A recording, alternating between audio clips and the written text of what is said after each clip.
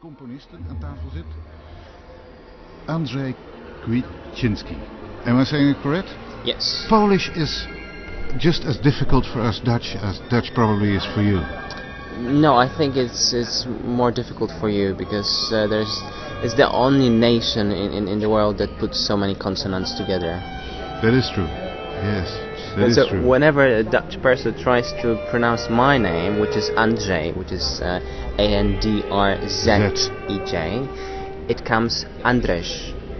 So even Martijn Padding, whom I absolutely adore and love, and who was my teacher for 6 years, sometimes put the Z at the end of my name. So it's Andrzej. Yeah. Something actually, like that. Yeah, very good. Yeah. But you live in The Hague, you live in Holland, right? Yes. You've been studying with Martijn Padding? With Martijn, with Yanis Kyriakides. But I started with Richard Ayers and Diederik Hachma-Bachenaar. What made you decide to come to Holland to study in The Hague? Hannah Kulente. So it was just one of the teachers? Yes, she's a friend of mine. She helped me. She gave me lots of lessons. And when I was a teenager, I thought maybe it's a good idea to study in Italy. Because I love the language, it's beautiful there. For some reason I thought it's a good idea. Of course, all my Italian friends are telling me that would be the worst idea ever. Because first of all, I would have to learn really good Italian, and then this education system is there quite rough. Because first 6 years of your composition education, you don't write any of your music. You don't? You do not. It's just studying. You study counterpoint and harmony and stuff like that, which is very good because then you get people like Giuliano Bracci, who is amazing craftsman. So it's craftsmanship, right? Yes, which for me is extremely important. Craftsmanship is a very important thing in composition. Is that something you can hear in your compositions as well?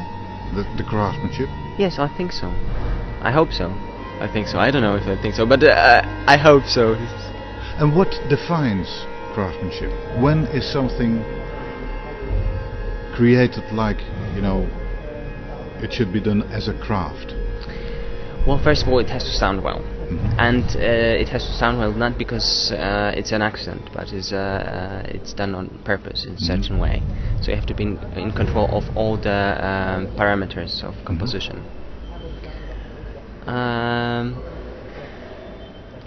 Yeah, I don't know how to elaborate on that. Is sounding well, does that mean it has to sound nice and beautiful? Or is that something different altogether? It is, but it's not. Well, sounding well, it's like I had many conversations with Martijn about that, but one of the very interesting things he always talks about is choosing the right pitch, for example. It's very interesting thing actually, because many composers don't think about what is the right pitch. Which is part of craftsmanship, choosing the right pitch. Yeah, also the right pitch, but also the matter of how you operate the harmony, how you create the form, which is another extremely important parameter for me. The form itself, and it fascinates me, and it takes lots of my time and my working time. Yeah. Interestingly enough, I think on the YouTube movie you made for the Gaudeamus Music Week, if I remember correctly, you said, I did not think much about the pitch before I wrote the piece. Absolutely not, but that piece is actually very different from what I do now. Okay. Because it was just a different way.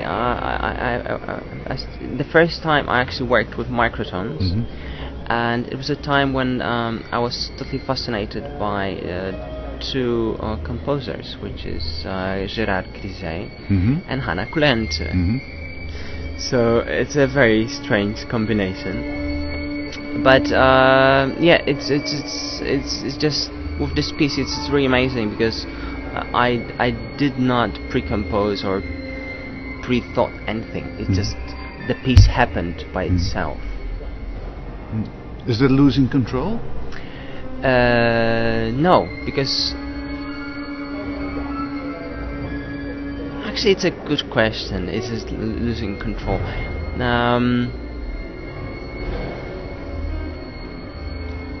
No, but leaving the control to something else, to your intuition in that case. Yeah, that is right. Yes, yes. Yeah, it can be a matter of craftsmanship as well, to be able to let go as far as possible. Yeah, of course. Yeah, but you need to be you need to have the craft in your hands to operate with all the parameters well enough. Yeah. Construct something good. Yeah. I think Martijn said in an interview that he was surprised to find your name among the nominees, because of course the members of the jury had as a task to pick out the pieces they thought were the best without knowing the names of the composers. Yes. So Martijn was surprised by finding out that it was you who had been his student for so long who had written this piece. So that goes as a proof of the difference between this piece and your other music. Yes, definitely. Wouldn't it have been better to send in a piece which is more representative for the rest of your work, or did you? Well, I'm absolutely not saying that it's not representative for my music. It's just different. Okay. And yeah, I actually think it's probably my best composition yet. Okay. So even though, like I said, I don't work like that anymore, I think it's a great piece. What I have done, I'm very, very proud of it. I'm very, very happy with it. It also represents, because the thing with composing, I just always try to recreate the environment that I was in during the time of writing this piece, because it was absolutely the best time of my life, and the smoothest, the easiest writing I ever was able to do. Yeah. Why was it the best time of your life? Is it personal circumstances or? No, I mean I had so much fun writing this piece. Okay. Because I just totally let go of everything, and I just had only the initial idea of the piece. So I had the first chord, and then I just draw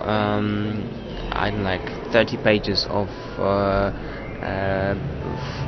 4 bars, and I just listened to the blank pages. I just went through the blank pages, listened to the music I had in my head, notated graphically moreover what I wanted to do, and then I was working through it day by day, working from 8 till 4 in the afternoon.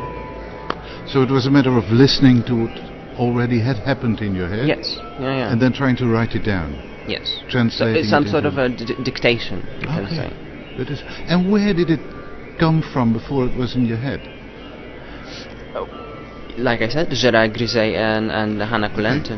So it was the inspiration? Yeah, very much. Okay, it's interesting. It's a piece for string orchestra, yes. right? But originally it was a string quartet. Quintet, yeah. It's a string quartet with a double bass. And what did you change in order to make it suitable for a string orchestra? Well, technically I wouldn't have to change much, but I wanted to correct some things that I wasn't so happy.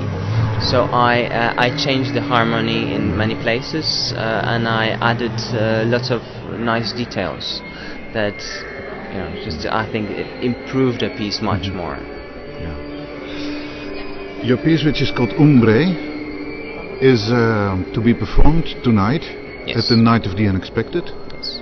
Which of course is an unconventional sort of setting for most classical or most composed music. Yes, the venue itself is interesting. Yes, yes. Well, so what do you expect will happen? Is this the ideal circumstances as far as you're concerned, or would you rather have it in a venue with red soft chairs and silent audience? It's absolutely not about it. It's not about the red soft chairs. It's about good acoustic, which is the most important for me.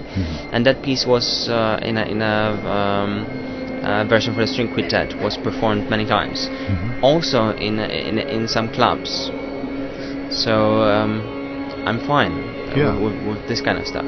There's no connection between, at least not between this piece and the circumstances where it is played, as long as the acoustics are okay. Yes, exactly. Okay.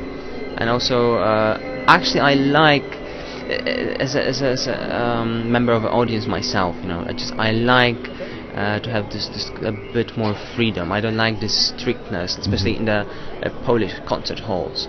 It's terrible because you are not allowed to bring many things to the concert hall itself.